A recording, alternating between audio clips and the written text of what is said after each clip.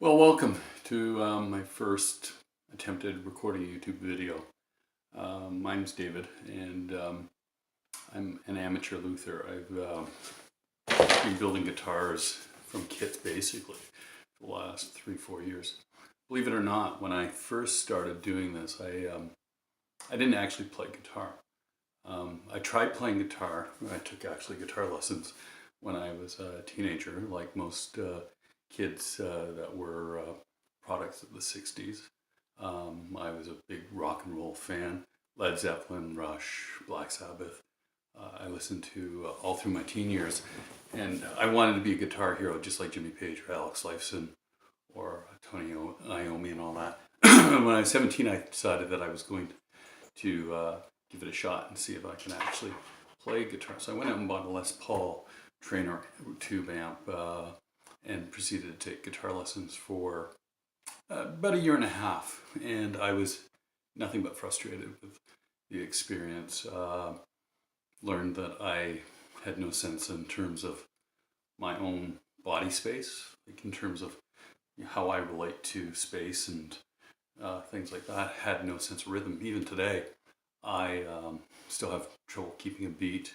My wife makes fun of me actually for my inability to keep a beat or even rhythm for that matter. But I've always loved the electric guitar.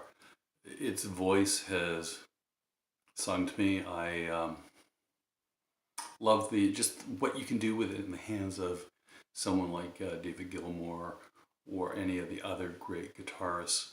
The ability to bring out these tones, this depth of sound that it just appeals to me.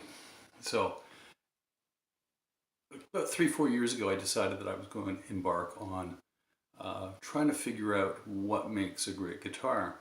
And so I started doing a little bit of research, and then I discovered eBay and the fact that there were some cheap kits coming out of China, and I decided to buy one and put it together. And the first kit that I got was absolutely abysmal. It was a flame veneer Les Paul. I love Les Pauls. It's my favorite guitar, and the veneer was actually sanded through on most of the edges, where the book match meant in the middle had been sanded through in several spots. It was, I don't know, 3, 4, maybe 5 pieces of wood in the body. The top was some type of real soft wood that dented really easily, and the neck fit into the tenon with so much slop that it was just basically unusable. Anyways, I did finish it up and got something out of it that looked completely pathetic, and I ended up throwing it in the basement, and I think I ended up giving it to my daughter to give to someone at her university. Built another kit off eBay. This one was a much better kit. It looked a lot nicer. Again, it was Les Paul, and I did that in a nice red tone. And it wasn't perfect.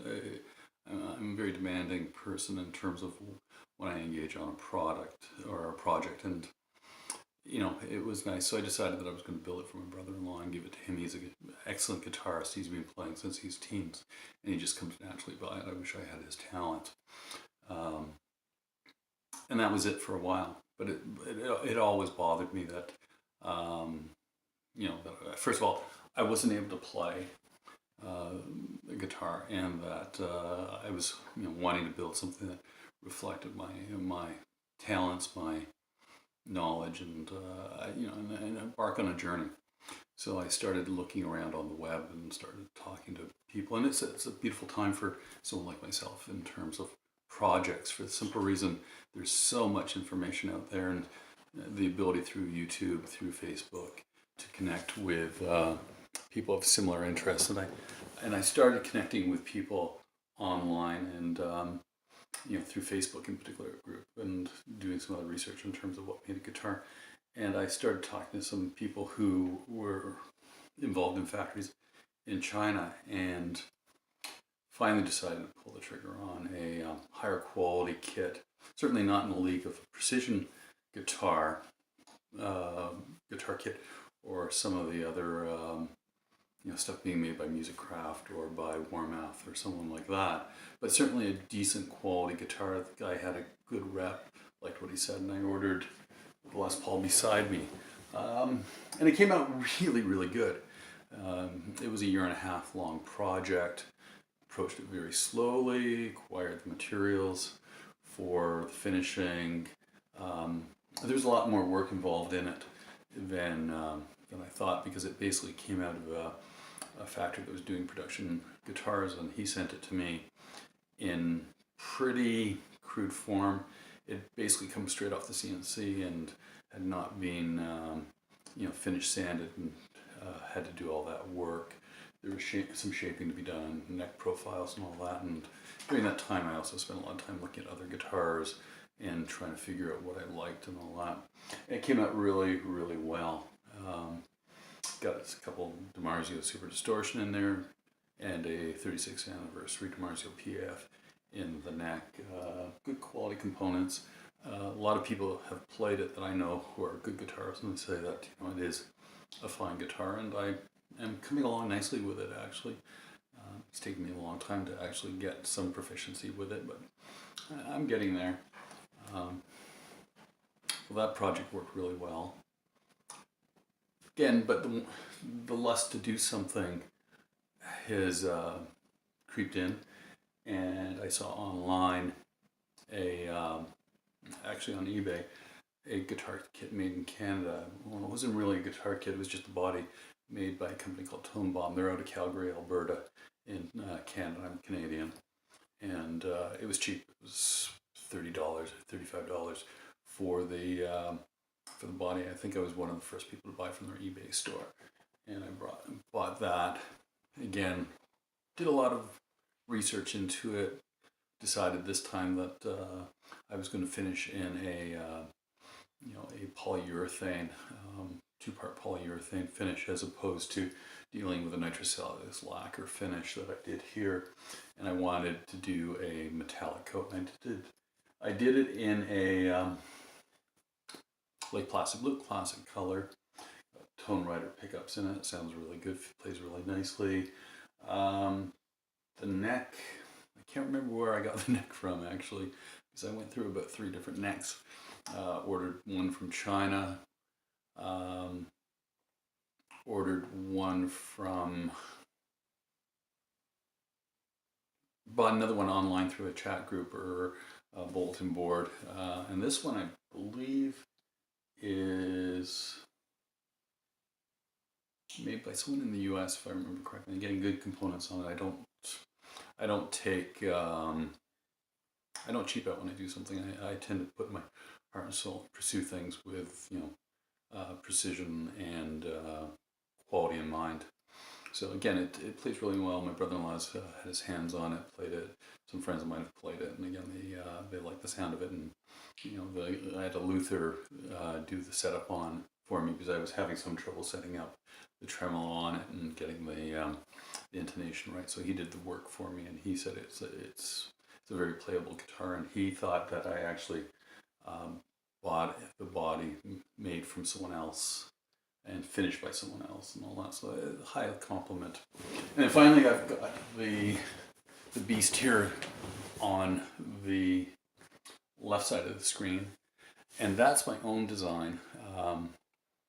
I play around with CAD designs, and I decided that I was going to craft my own guitar. And again, through connections on the internet, I was able to take my CAD design. I met someone online that who does the programming for CNC, sent him the files, and he kind of whipped it up for me on thing. The agreement was I'd allow him to do one copy for himself, and he would do a copy for me. All I'd have to do is pay for the shipping. And he did it actually out of some scrap wood. He builds guitars, CNC's his own guitar designs. He liked collaborating with me because my background is in the visual arts and photography and background in design. So I'd like to think I have a good sense of aesthetics, and the stuff that he was doing was, looked like a mechanic, who was trying to design something. It just didn't have the balance. So we worked on a design for him and this design. He sent it to me, not the best quality wood. Well, actually, I shouldn't say that. The quality of the wood is actually decent. It's got a alder body with an ash top on it. It's got a flat sawn maple neck. The maple neck isn't the greatest wood, but it's not bad. And it's got a Grandadillo fingerboard on it. Not the stuff that I would prefer to do on a Gibson scaled guitar. I would probably prefer to do a some type of mahogany maple cap type combination. Anyways, I got the design on the computer and all that, and I got the files, so at any point I could find a CNC shop that would be able to run the files for me and produce whatever I want. And that might be a project down the road that I pursue. Anyways, so this brings me to where I am today, and the reason behind this video. Thought that I would document the project. And I was on eBay. Actually, sorry, no, I wasn't on eBay.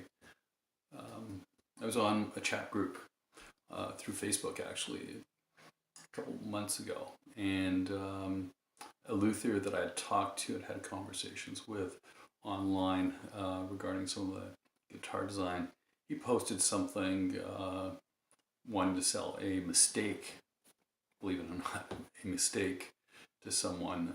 He does custom guitars. His name was Sean Appleton. He's out of Surrey, England, and he CNCs his bodies. I actually talked to him about doing some CNC work for me, but he wasn't interested.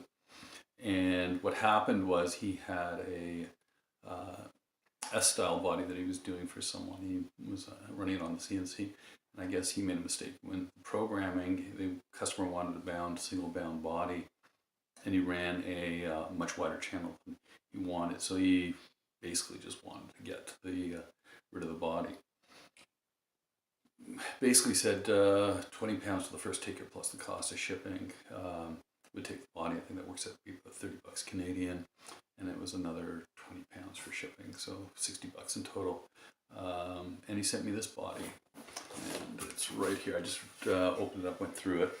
It's actually a very nice body. This guy sells guitars that, he lists them at around 2,000 pounds to start off with. And he's certainly, from what I can see, capable of getting 2,000 pounds for his guitar. This body here is a two-piece body. He's matched the African mahogany up really well. There is a joint down the middle, not that you can easily see that. And it looks like the block was sewn in half, so it's actually book matched top and bottom. And looking at the end grain, I don't think you can see it here, but if you look at the way the grain goes, it looks like it's quarter sawn. I'm a little intimidated by this project because I did bind this body, but it was a single binding that I'm doing. This one is going to have to be multiple because the channel is 3.5 millimeter wide on the edge of it. It is a really deep or wide channel here, so I don't know how I'm going to handle that. Obviously, there's no pickups in it. Nothing routed out for pickups on it. The neck, I don't know. It's probably his own thing. I have a spare neck downstairs, and the pocket's different, so I don't know what it is. And I don't really have a wood shop. That's the other issue. Is I have a room in the basement that I kind of work out of, but I don't really have any power tools. I do have a table saw. I do have a Dremel. I do have good range of hand tools. I do have a router table and a router and various bits and all that. So this is going to be an interesting endeavor in terms of just figuring out how to approach things and get something decent. And it's not going to be a fast project. It's going to be something that will probably take me, I'm basically looking at maybe a year to get this finished. Again, it's going to be methodical, thought out, take my time, approach to it, figure it out. I'm probably going to have to do some jigs and templates in terms of getting the router templates for the neck and for the pickups and all that. And the nice thing is he's routed the back for me, so I don't have to worry about that. I'm going to probably put passive pickups in there, so it looks like there is room for a battery box. I'm going to probably have to figure out something to do there. I might just put a little holder in there that I can throw my guitar picks in or something like that. Anyways, I'm excited about this, and I'm hoping to bring you guys along on this journey and you know, see where we end up. Anyways, if you like this idea, if you like the what I'm talking about, and you want to follow me on it, please subscribe to my channel and come along for the ride. Thank you.